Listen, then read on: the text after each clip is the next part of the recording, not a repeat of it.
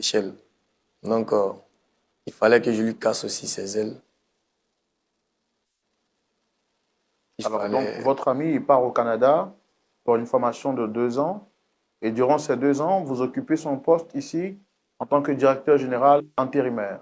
Oui. Et est-ce qu'il reste au Canada tout le temps ou qu'est-ce qui se passe? Non, il devait revenir après 2 ans, mais bien avant de venir, on échangeait. Je parlais beaucoup avec lui.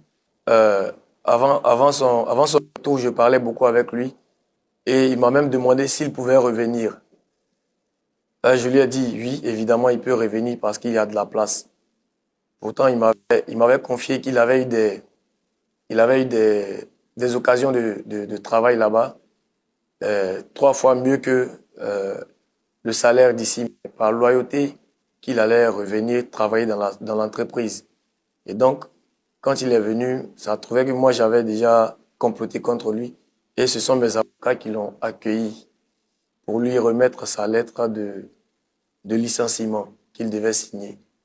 Et c'est en lisant cette lettre avec la colère qu'il a piqué une crise d'AVC. Et cette crise l'a vraiment perturbé. Ça a été fatal pour lui.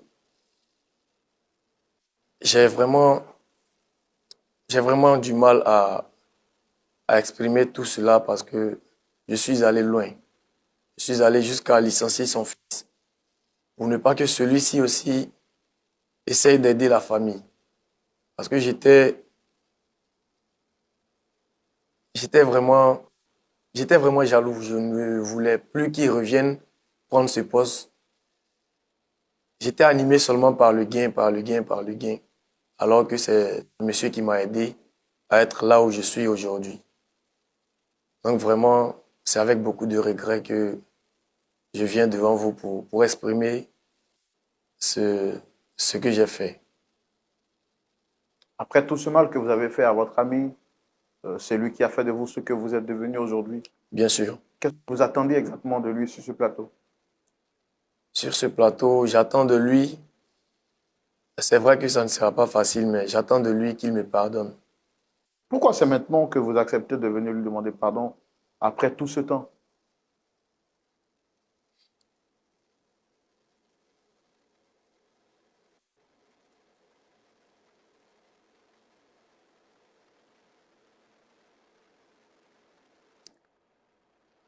Si je demande pardon aujourd'hui, si je demande à le voir pour m'excuser aujourd'hui, ce n'est pas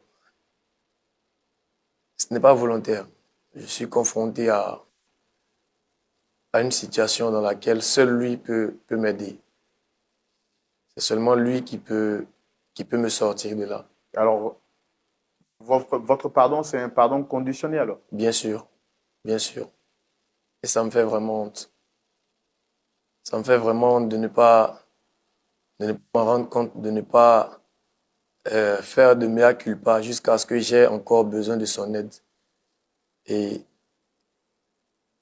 c'est pas bien de ma part. Donc là, aujourd'hui, votre intervention, c'est une intervention pour une pierre, deux coups, c'est Deux ça? coups, justement.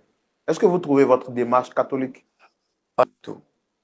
Je ne pense pas qu'elle soit catholique dans le sens où c'est un besoin, c'est un service qu'il peut me rendre qui m'emmène vers lui. Parce que je devais le faire bien avant. Si je...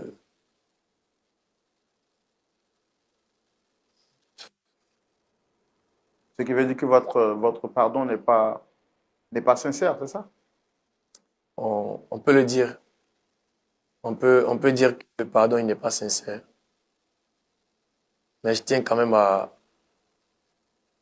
avoir ce pardon. Vous voulez quoi exactement sur ce plateau?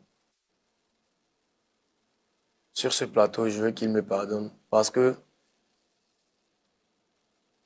il m'a tellement fait confiance que je voulais pas le dire, mais Est-ce que vous connaissez au moins notre éthique sur ce plateau? Nous, on n'est pas ici pour aider des personnes à avoir un gain par rapport à leurs intérêts. Nous sommes là pour aider des personnes à se réconcilier réellement. Là, moi, dès le premier échange avec vous, je l'ai dit que votre visage démontrez pas que vous êtes sincère parce que vous parlez de pardon avec un sourire un peu narquois sur le côté. Et là, vous me dites que vous êtes là parce que vous avez besoin de lui. C'est vrai que je vais faire d'une pierre deux coups parce que le voir dans cette situation me tracasse. Et lui et sa femme qui ne m'ont jamais rien fait de mal, qui ont toujours été là quand j'avais besoin d'eux, ça me fatigue, ça me fatigue, mais je fais mal de venir demander pardon pour avoir en retour gain de cause sur une situation